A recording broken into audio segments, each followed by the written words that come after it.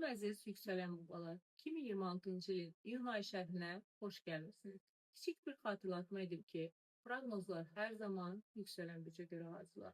Yəni siz də yüksələn buğasınızsa, tam olaraq doğru yerdəsiniz. 22 iyula qədər Günəş Xəçək burcunda, yəni sizin 3-cü evinizdə olacaq və ona Merkuri də orada yoldaşlıq edir. Ancaq Merkuri retro hərəkətindədir.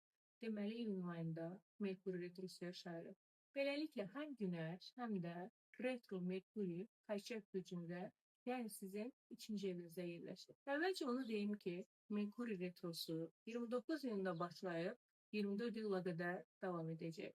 Bu nə deməkdir? 3-cü evinizdə Merkuri retrosu olduğu üçün bu ay ünsiyyətiniz ön plana çıxacaq. Lakin ünsiyyət evində ünsiyyət planetinin retro olması sizi bəzən düşünmədən danışmağa, lazımsız sözlər deməyə meyilli edə bilər. Yanlış anlaşılmalar səbəbindən münasibətləriniz zədələnə bilər. Çünki dedikləriniz yanlış başa düşüləcək. Üstəlik siz də deyilənləri düzgün eşitməyə bilərsiniz. Ünsiyyət axıcı olmayacaq. Sanki hər şey yarımçıq qalacaq. Çünki Merkuri retrodur. Bu dövrdə zehniniz çox qarışa bilər. Mən bunu necə unutdum deyə bilərsiniz. 3-cü ev həm də qardaşları, qohumları, yaxın dostları və yaxın ətrafları təmsil edir.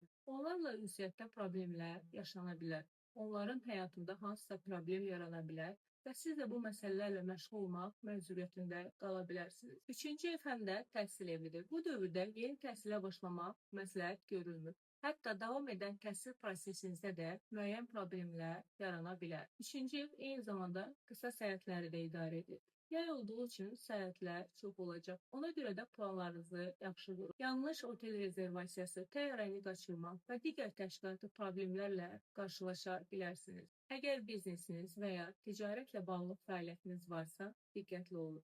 Tərəfdaşlarla anlaşılmazlıqlar yaşana bilər. Ümumiyyətlə bu dövr böyük biznes addımları və yeni müqavilələr üçün uyğun deyil. Əlbəttə pulun nə vaxt gələcəyini seçmək olmur. Amma imkan varsa müqavilələri və imzaları 24 iyuldan sonra saxlamaq daha məqsədəuyğun olar. 3-cü ev avtomobili də təmsil edir. Bu dövrdə avtomobilinizdə nasazlıq yarana bilər, yolda qala bilərsiniz. Həmçinin bu müddətdə avtomobil almaq və ya satmaq da tövsiyə edilmir. Sonradan peşman ola bilərsiniz. 22 ildən sonra Günəş Şir burcundan, yəni sizin 4-cü evinizə keçir. Artıq Yupiterdə bir il müddətinə Şir burcunda olacaq. 22 iyuldan 3 avqusta qədər isə Günəş Yupiter qovuşumu baş verəcək. Günəş 4-cü evdə olduğu üçün diqqətiniz ailəyə, həyat yoldaşına, valideynlərə, evə, yaşayış yerinə, daşınmaz əmlaka yönələcək. Onlarla bağlı xəbərlər, planlar və hadisələr gündəmdə olacaq. Bəzən ailə üzvlərinizin sağlamlığı ilə bağlı məsələlər də ortaya çıxa bilər.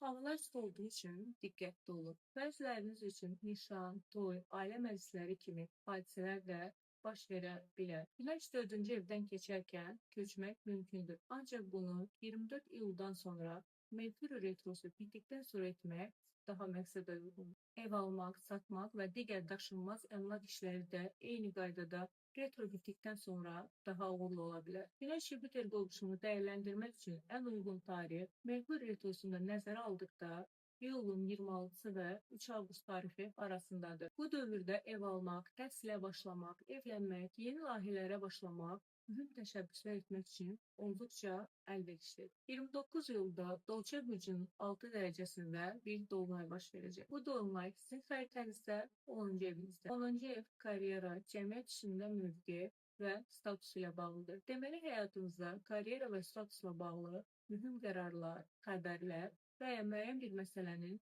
aydınlaşması mümkündür. Məsələn, işlə bağlı mühüm bir hadisə, vəzifə dəyişikliyi, evlilik, valideyn olmaq, ailə ilə bağlı əhəmiyyətli xəbər kimi mövzular gündəmə gələ bilər. Günəş 4-cü evdə, dolunay isə 10-cu evdə olduğu üçün həyatınızın əsas oxlarında güclü hərəkətlilik olacaq.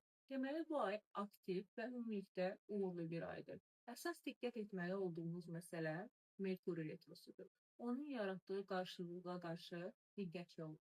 İzlədiyiniz üçün təşəkkür edirəm. Yenidən görüşənədək.